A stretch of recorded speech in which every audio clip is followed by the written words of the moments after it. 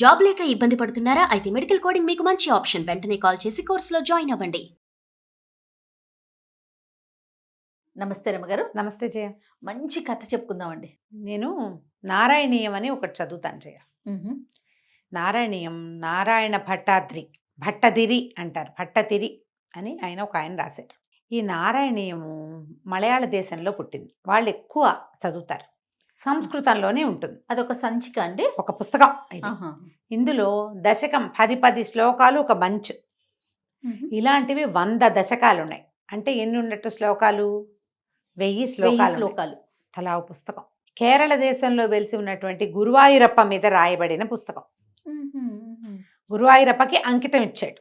Okay. అది పూర్తిగా ఏమిటంటే మా శ్రీమద్ భాగవతం తాలూకు చిన్న వెర్షన్ అనమాట అనుకుందాం. అట్లా మా భారత భాగవతంలో ఉన్న అధ్యాయాలు అవి కనపడతాయి కదా, రకరకాలు. అంటే కృష్ణ పరమాత్మ విష్ణుమూర్తి యొక్క రకరకాల స్వరూపాలు అవన్నిటినీ వర్ణిస్తూ ఇప్పుడు ప్రస్తుతం నేను అందులో 55వ దశకం చదువుతున్నా. కాళీమర్దనం. అది కృష్ణలీలలో ఒక్కొక్క లీల ఒక్కొక్క దశకంగా రాయబడి ఉంది.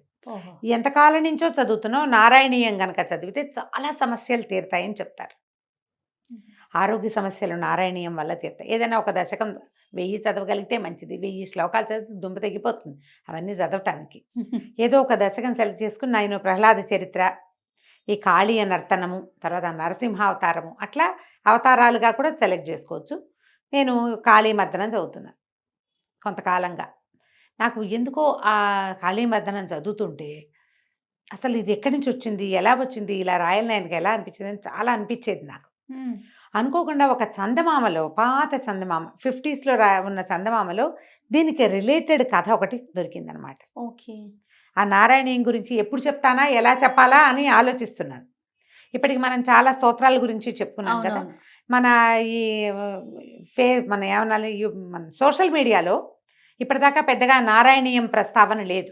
అవును, అందరూ ఇవే చెప్తున్నారు. ఏమేం చెప్తారు? ఖడ్గమాలని, కనకతారాస్తవం అని. వారాహి అమ్మవారు కూడా ఇటీవల చాలా ప్రఖ్యాత వ్యక్తిగా మారింది అమ్మవారు. వారాహి అమ్మగారిని కూడా చాలా మంది ఫాలో అవుతుంది. నిజం అమ్మగారు, ఇదివరకు అసలు వినిందే తక్కువ. అలాంటి ఇప్పుడు చాలా చోట్ల ప్రతిమలు చూస్తున్నాం, ఫొటోస్ చూస్తున్నాం, ఆవిడ గురించి చరిత్ర వింటున్నాం. ఈ నారాయణీయము చాలా ప్రత్యేకమైనది. మనకి ఉడిపి దేవాలయంలో కూడా వినపడుతుంది. సంస్కృతమే.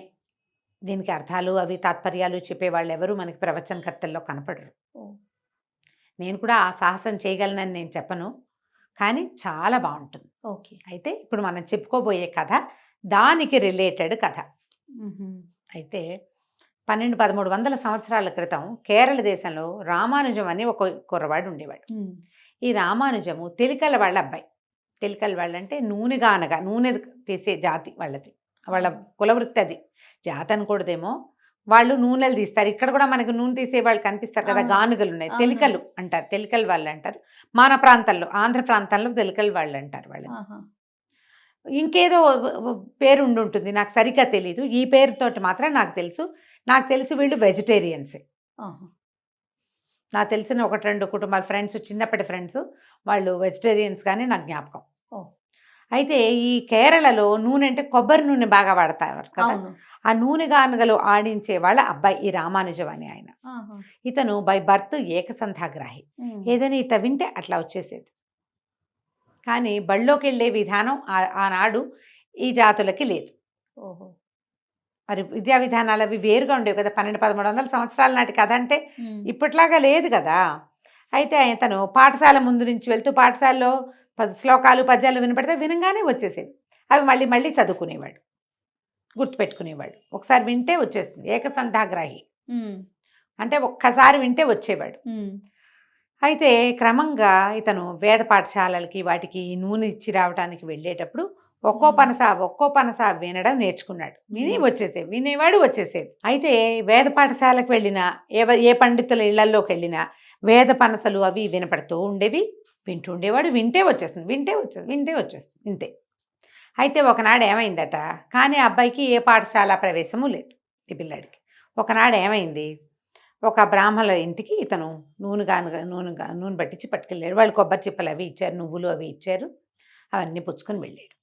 వెళ్ళేసరికల్లా ఆ పండితుడు, ఆయన ఒక చిన్న సైజు పండితుడు, పిల్లవాడికి ఏదో చెప్పిస్తున్నాడు. ఆ వేదం చదువుతున్నాడు, పనస చదువుతుంటే తప్పు వచ్చేసరికల్లా విని ఆగలేకపోయాడు. తెలిసిన వాళ్ళు లెక్కలు తప్పు చేస్తుంటే కరెక్ట్ చేయరు, ఎక్కలు తప్పులు చెప్తుంటే మనము చెప్తాం, శ్లోకాలు తప్పులు చెప్తే నా బట్టి వాళ్ళకి ఒక ఉద్రేకం వస్తుంది, కాదు అక్కడ అలా అనకూడదు అనిపిస్తుంది. తెలుసు ఇతనికి. ఏం చేశాడు, ఆ అయ్యగారు అట కాదండి అని ఇట్లా అని చదివేసరికల్లా ఆయన ఆశ్చర్యపోయాడు. ఆ ఇంటాయన, ఇదేమిటి ఓరి నీకెలా వచ్చురా ఇది అన్నాడు. ఏమోనండి ఇప్పుడు విన్నానండి. వింటే రావటం ఏమిట్రా, ఎక్కడ విన్నావు అంటే ఫలానా వేద పాఠశాల దగ్గర విన్నాను. మళ్ళీ చెప్పన్నాడు. మళ్ళీ చెప్పాడు. చెప్తే ఇందాకటికి ఇప్పటికీ తేడా లేదు, స్వరం అక్షరాలు ఎక్కడా తేడా రాల. అజ్జెప్పు ఇజ్జెప్పు అని ఎన్నో రకాలు చెప్పించుకుని విన్నాడు. విని నువ్వు ఏకసంధాగ్రాహివిరా నాయన, నువ్వు భలేవాడివి, దాదా నూనెకాయని అక్కడ పెట్టు పా అని ఆ పండిత సభల దగ్గరికి తీసుకుపోయాడు, వేద పాఠశాల దగ్గరికి. వినండి, తెలకల్లి వాళ్ళ అబ్బాయి మన రామానుజం ఎంత గట్టివాడు అని చెప్పించాడు. చెప్పిస్తే అందరూ ఆశ్చర్యపోయారు. ఆ తర్వాత అతన్ని పిలిచేవాళ్ళు అన్నిటికీ, ఇంకా కొత్తవి నేర్చుకునేవాడు. అబ్బాయి కూడా ఏమనిపించేది, మనకు అవకాశం లభిస్తుంది కదా, అందుకని చక్కగా అన్నీ చదువుకోవాలి. మనకి రామాయణ భారత భాగవతాది ఇతిహాసాలు ఉన్నాయి, 18 పురాణాలు ఉన్నాయి, 4 వేదాలు 6 శాస్త్రాలు ఉన్నాయి. ఇవన్నీ చదువుకోవాలి, అన్నీ తెలుసుకోవాలి. ఆ అబ్బాయికి బేసిక్గా తెలివైన పిల్లలకి కొత్తవి తెలిసేసుకోవాలని ఉంటుంది, కనిపెట్టాలని కూడా ఉంటుంది. మెల్లిగా అవన్నీ చదువుకోవటం మొదలుపెట్టాడు. అతనికి ఒకటి వచ్చేస్తుంటే అసలు ఇవాళ మొదలు పెడితే రేపటి పుస్తకం అయిపోతుంది, అన్నీ వచ్చేసినాయి చిట్టిలాగా, రోబోలాగా. అబ్బాయి వచ్చేసరికల్లా బ్రాహ్మణ్యానికి చాలా అసూయ వచ్చేసి, ఇలాంటి వాడు ఒకడు ఉంటే మనకేమొస్తుంది, పేరంతా వీడికి వెళ్ళిపోతుంది కదా, మనకి రాదు పేరు. సరే ఏమనిపించింది, వీడిని నోరు తిరగనివ్వకుండా చెయ్యాలి అని భావించారు. అయితే ఈ బ్రాహ్మణ పిల్లల్లో నారాయణ భట్టాద్రి అని రాస్తారు పుస్తకంలో, భట్టదిరి అని రాసి ఉంటుంది నారాయణీయం పుస్తకంలో. ఈ నారాయణ భట్టాద్రి అనే అతను కుర్రాడు, ఒక బ్రాహ్మణ కుర్రవాడు. అతనికి ఈ రామానుజంతో చాలా స్నేహమట. ఇతనితో కలిసి తిరిగేవాడు, ఏదైనా అర్థం చెప్పించుకునేవాడు. అతనికి 5-6 సార్లు వింటే వస్తుంది, ఈయనకు ఓసారే వింటే వచ్చేస్తుంది కదా, ఓసారి ఈయన వినమని ఇతనితోటి పాఠం చెప్పించుకునేవాడు. ఇతను వెనకాల పడి తిరిగేవాడు. సరే ఏమైంది, అతను తన పని మానుకోవాలి, కులవృత్తిగానే ఉంది, నూనె పెట్టేవాడు. ఓసారి బ్రాహ్మణ సమారాధన ఏదో జరిగినప్పుడు ఒక ప్రత్యేకంగా పాయసం తెప్పి చేయించి అందులో నోరు పడిపోయి కొంచెం వెరితనం వచ్చే రకపు మందేదో కలిపారు వాళ్ళు. కలిపి, అబ్బాయి ఇది ప్రసాదం రా, బ్రాహ్మణులకే ఇస్తారు, అబ్రాహ్మణులకి ఇవ్వరు, నీ విద్య పట్ల గౌరవంతో నీకు ఇస్తున్నామంటే ఈ రామానుజం చాలా సంతోషించాడు. భగవంతుడు నాకు ఇచ్చిన అవకాశంగా భావించి ఆ ప్రసాదం నోట్లో వేసుకున్నాడు. వేసుకునేసరికల్లా కాసేపటికి మెల్లిగా అది పనిచేయటం మొదలుపెట్టింది, తల తిరిగిపోయింది, పడిపోయాడు. ఇంటికి తీసుకొచ్చారు. 1-2 పూటలు గడిచేసరికల్లా మాట మందగించిపోయింది. అయ్యో, ఒక రకమైన పిచ్చి ధోరణి కూడా వచ్చేసరికల్లా ఈ నారాయణ 2 రోజులు మిగిలిన వాళ్ళంతా వాళ్ళ ఇంట్లో వాడికి జబ్బు చేసింది అనుకుంటున్నారు. ఈ అబ్బాయి నారాయణ భట్టాద్రి తిరుగుతాడు కదా, ఒకరోజు జ్వరం వచ్చిందని ఊరుకున్నాడు. 2వ రోజు వెళ్ళేసరికల్లా ఇతను వాలకమే అతనికి అర్థం కాదు, ఏమిటిటా విచిత్రంగా ఉన్నాడు. ఏదైనా గాలి చేష్టతో కింద అదే ఇదా అని ప్రశ్నించారు. కాదు, ఇతనే పదే ఏం తిని నీకు ఇది రుగ్మత వచ్చిందని ప్రశ్నిస్తే ఎటాగోటా ప్రసాదం తిన్నానన్న సమాధానం రాబట్టాడు. తనకు అనుమానం వచ్చేసింది, ఏదో చేశారు వీళ్ళని. ఒక వైద్యుడిని తీసుకొచ్చి ఇతను ఏదో పాయసం తిన్నాడు, ఇట్లాంటి లక్షణాలు బయటపడ్డాయి. ఇంత గ్రహణ శక్తి ఉన్నవాడు మాట కూడా మాట్లాడలేకపోతున్నాడు, సమాధానం రావట్లా, మందమతిగా చూస్తున్నాడు, చేష్టలు బాగుండేది, జెస్చర్స్ అన్నీ మారిపోయినాయి, పిచ్చి వాలకం పడిపోయింది.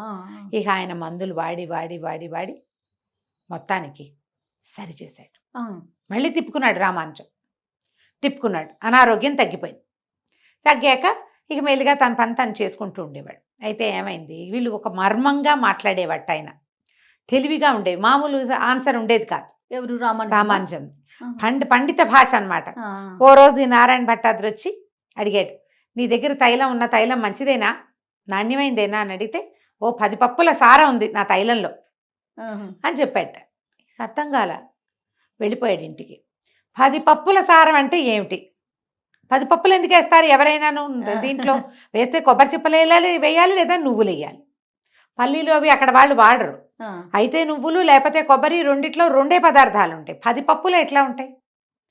వాళ్ళ సాయంకాలం అంతా విష్ణు పూజ చేసి రాత్రికి పడుకున్నట్ట నారాయణ భట్టాద్రి. పడుకుంటే ఆయనకి విష్ణుమూర్తి కల్లో కనపడ్డాడు. కనపడితే ఆయన విష్ణుమూర్తిని అడిగాడు, రామానుజం తన తైలంలో 10 పప్పుల సారం ఉందన్నాడు. అంటే ఏమిటి స్వామి అని. 10 పప్పుల సారం అంటే 4 వేదాలు 6 శాస్త్రాలు వెరసి 10 విషయాల తాలూకు జ్ఞానం ఉంది నా దగ్గర అని చెప్తున్నాడు. బాబా తన జ్ఞానాన్ని ప్రపంచానికి పంచమని చెప్పు, ఇది నా ఆజ్ఞగా భావించాలి అని చెప్పేట విష్ణుమూర్తి కల్లో. మర్నాడు లేవగానే సంధ్యావందనం చేసుకోవడం పరిగెత్తుకొచ్చేట నారాయణ భట్టాద్రి. భగవంతుడు ఇట్లా చెప్పాడయ్యా, నిన్ను చెయ్యమంటున్నాడు, నీ జ్ఞానాన్ని ప్రపంచానికి పంచమన్నాడు అనేసరికి ఆయన ఏం చేశాడంటేట రామాయణ భారత భాగవతాలని మలయాళ భాషలో రచించాడు రామానుజం. మనకి కవిత్రయం మహాభారతాన్ని అనువదించారు. అవును. పోతన గారు భాగవతాన్ని అనువదించారు. మలయాళంలో కేరళ భాషలో రామానుజం అనే ఆయన సంస్కృతంలో ఉన్నటువంటి రామాయణ భారత భాగవతాలు మూడింటిని మలయాళంలోకి అనువాదం చేశాడు, రాశాడు, రీరైట్ చేశాడు అనుకో. పామరులకి కూడా జ్ఞానాన్ని అందించడం కోసం లోకల్ భాషలో రాశాడు. రాయటం మొదలుపెట్టాడు. ఆయన పనిచేస్తుండేవాడు. ఒకసారి నారాయణ భట్టాద్రికి చాలా అనారోగ్యం వచ్చిందట. ఆయన చూడబోయాడు రామానుజం గారు. అన్ని వైద్యాలు చేశామయ్యా, ఏమీ ప్రయోజనం కనిపించట్లేదు, అనారోగ్యంతో అది నన్ను పీల్చి పిప్పి చేసేస్తుంది అంటే, ఇకనేమి చేప వైద్యం మొదలుపెట్టు అన్నట్టు అని చెప్పి రామానుజం వెళ్ళిపోయాడు. ఈ నారాయణ భట్టాద్రికి అర్థం కాలేదు. ఏమిటి చేపలు తినమంటాడా నన్ను, బ్రాహ్మణ్ణి ఇంత మాట అన్నాడే అని తెగ గింజుకుపోయేట. మాట్లాడడం మానేశాడు, అవమానకరంగా మాట్లాడాడు అని. అయితే క్రమంగా ఒక రోజు ఆయన వచ్చి చూసేవాడు, ఈయన ముభావంగా మొహం పెట్టుకునేవాడు. 5-6 రోజుల తర్వాత, ఏమయ్యా మాట్లాడడం మానేసావు, ఏమిటంటే, మరి నువ్వు అంత అవమానకరంగా మాట్లాడితే ఏం సమాధానం చెప్పంటావు, జబ్బుతో ఉన్నవాడిని చేపలు తినమన్నావు కదా నువ్వు అంటే ఆయన నవ్వెట్. నేను గూఢంగా మాట్లాడతాను, నువ్వు మర్చిపోయావా, చేపంటే ఏమిటి శ్రీమన్నారాయణుడి ప్రథమ అవతారం, దశావతారాలు మొదలుపెట్టు, దశావతార సేవ చేయి, ఆరోగ్యం చక్కబడుతుంది అని చెప్పాడు. అప్పుడు ఆయన, అయ్యో భగవంతుడి ఆజ్ఞ ఇది, రామాయణ భారత భాగవతాలు తను చేసినవాడు నాకు ఇట్లా ప్రత్యేకంగా చెప్తున్నాడంటే నన్ను చేయమని కదా అర్థం. దశావతార వర్ణన క్రమాన్ని తీసుకుని నారాయణీయాన్ని రచించాడు ఆయన. నారాయణ భట్టాద్రి ఆయన రాసిందే నేను చెప్పిన నారాయణీయం. 1000 శ్లోకాలు ఉన్నాయి అందులో. అది ఈ రామానుజం ఆజ్ఞ చొప్పున చేశాడు, ఆయన ఇచ్చిన ఐడియాతోటి. ఆజ్ఞని అనకూడదు, సలహా. ఆయన ఆరోగ్యము చక్కబడింది. ఈ కేరళ దేశంలో గురువాయూరులోనే ఈ నారాయణ స్వామి ఉన్నాడు. గురువాయూరప్ప అంటాం కదా, ఆ గురువాయూరప్ప ఆయన ఎట్లా ఉంటాడు, శంఖచక్రధారిగా ఉంటాడు, కృష్ణ స్వరూపం. అవును. ఎంత అందంగా ఉంటాడో జయ ఆయన. అవునండి, చూసాను నేను కూడా. నేను ఎప్పుడో 20 ఏళ్ల క్రితం నా స్నేహితుడు ఒక ఆయన నాగేశ్వరరావు గారిని, జ్యోతిష్యులు, వాళ్ళ ఇంట్లో చూసా ఆ ఫోటోని. నేను ఆ క్యాలెండర్ మీదే నా దృష్టి ఉండిపోయింది. ఎంత ఆకర్షణీయంగా ఉంటుందో ఆ ప్రతిమ అసలు. నేను వాళ్ళు వచ్చినప్పుడల్లా దానికేసి చూస్తాను. ఆయన ఇంకోటి తెప్పించి ఇచ్చారు నాకు. మా ఇంట్లో ఇప్పటికీ ఫ్రేమ్ కట్టించి ఉంచుకున్నాను నేను. ఒక ఆసక్తిని కలగజేస్తుంది అనమాట. ఆయన ఈ 1000 శ్లోకాలు రచించాడు ఈ రామానుజం గారి స్నేహంతో. ఇప్పటికీ కేరళ రాష్ట్రంలోనట అక్షరాభ్యాసం చేయటానికి రామానుజం గారి సొంత ఊరు నుంచి ఇసుక తెప్పించి దాని మీద అక్షరాలు దిద్దిస్తారు. ఆయన వల్లే వాళ్ళకి ఈ భాష అంతా అందింది, ఈ జ్ఞానం అంతా అందింది. ఆయన స్నేహితుడు అవ్వటం వల్లే నారాయణ భట్టాద్రి ఈ నారాయణీయాన్ని రాశాడు. ఎవరికైనా అవకాశం ఉంటే నారాయణీయాన్ని సంపాదించండి. ఒక్కొక్క దశకము స్లోగా నేర్చుకోవచ్చు. మనకి ఏ దశకం మీద ఆసక్తి ఉంటే ఆ దశకమైనా మనం చదువుకోవచ్చు తప్పకుండా. ఒక్కో దశకం ఒక్కో వృత్తాలు కూడా మారిపోతాయి, అన్నీ ఒకే రకంగా రాయబడలా. దీన్ని బట్టి ఏమంటారంటే, మన సన్నివేశాన్ని బట్టి వృత్తాలు కూడా మారినాయి. ఎవరితోటైనా చెప్పించుకోవాల్సి వస్తుంది కూడాను. అవకాశం ఉంటే దీని గురించి చదవండి, తెలుసుకోండి. ఆ నారాయణీయం బేస్ కథే ఇప్పుడు నేను చెప్పిన ఏకసంధ్యాగ్రాహి కథ. బాగుంది కదా? బాగుందో, ఎంత బాగుందో. నేను ఇంకా ఆయనే రచించారేమో అనుకున్నాను. కాదు, ఆయన ఎంకరేజ్ చేసి ఈయనతో రచింపచేశారు. నమస్తే. నమస్తే.